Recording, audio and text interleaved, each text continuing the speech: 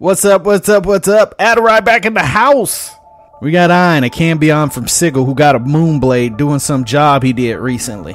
But we never saw the job because that part wasn't written.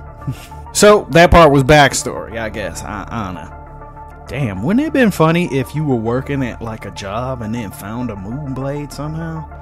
Yeah. I'm gonna stop saying this shit out loud because that might be the next story.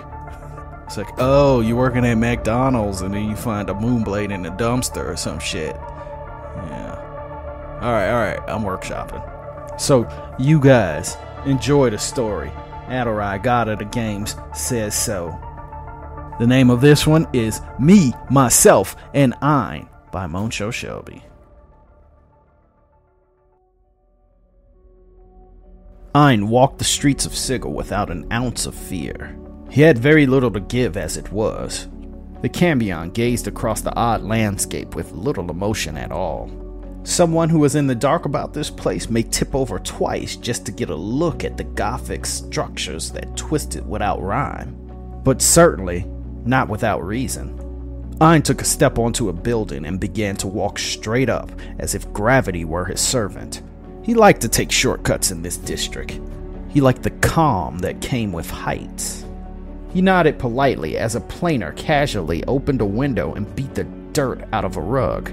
Though they were facing two different centers of gravity, the gesture was well received. As Ein reached two horribly deformed, inanimate stone gargoyles, he smiled. This was his favorite part of the trip. Ein took 2 steps back and didn't let the alluring pull of vertigo enthrall him. The Cambion ran with all his strength and jumped into the air, seeing and knowing that the next building was too far to be reached. But he did it all the same. As soon as his strength gave out and he felt gravity, he said a word, and he glid over to the next building as softly as a breeze. He moved in heavy armor as if he wore nothing at all. It was one of the gifts he had been blessed with, as was his spells. He had never learned a spell in his life. He merely reached for it, and it was there, as if it were an invisible limb. Ein looked down at the temple dedicated to the god of elves, Corlan Larathian, and watched in the darkness that was fast taking its grip on the land. Then he thought about his reason for coming, and wondered if he was right to continue on. His father had convinced him to give away the precious Moonblade he had in his possession, but his father lived by an odd code. He believed that if one did the right thing, things would instinctively turn out for the best. And it did, for him. But Ein had never been so lucky in that way. He figured that he would wait, and if something would inspire him, he would do the noble thing. But if nothing did, he would keep the elven blade that he acquired. Before long, something happened. First thing was, he got extremely bored. And soon after that, elves slowly trickled in through the ruined door, one of which was missing an eye.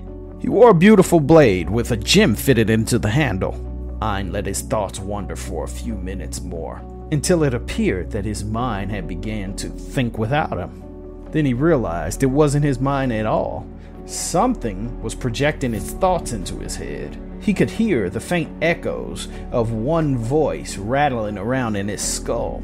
It sounded as if it struggled to push his thoughts aside and put its own thoughts in its place. Ein, I have a bit of bad news, the voice said, crisply in his head. Ein responded in thought. The language of the mind was almost the only way he spoke to his mother, though he had never grew in skill enough to project his thoughts such a distance. What's the news, Elohim? Ein responded. They are coming for you. Elohim spoke in an arrogant and curt way. Them? Yes, them. Agents of who you failed to kill. How many? 2 Cornagons asking questions, throwing your description all around the cage. Shit. 2 Cornagons? Where are you? On my way to a prime world for a month or 2. It's getting hot here. Figured I'd converse with you before I left. Did you tell Don Grievers? No, they only know you. Only you were seen, Elohim thought, with heavy emphasis on the word only. Well, thanks. Ein replied harshly. What are friends for? Ein nestled into the rooftop and waited until elves left the church and he heard the huge door lock behind them. 2 cornigons were nothing to laugh at. If he were on his game, he could probably handle them. But going to his regular haunts was out of the question. He would hold up on this rooftop tonight, and he would let whatever be in the morrow be in the morrow. Before the greasy sun of Sigil raised its head, the locks on the temple door opened, and a lone pilgrim walked outside in helm and humble robe.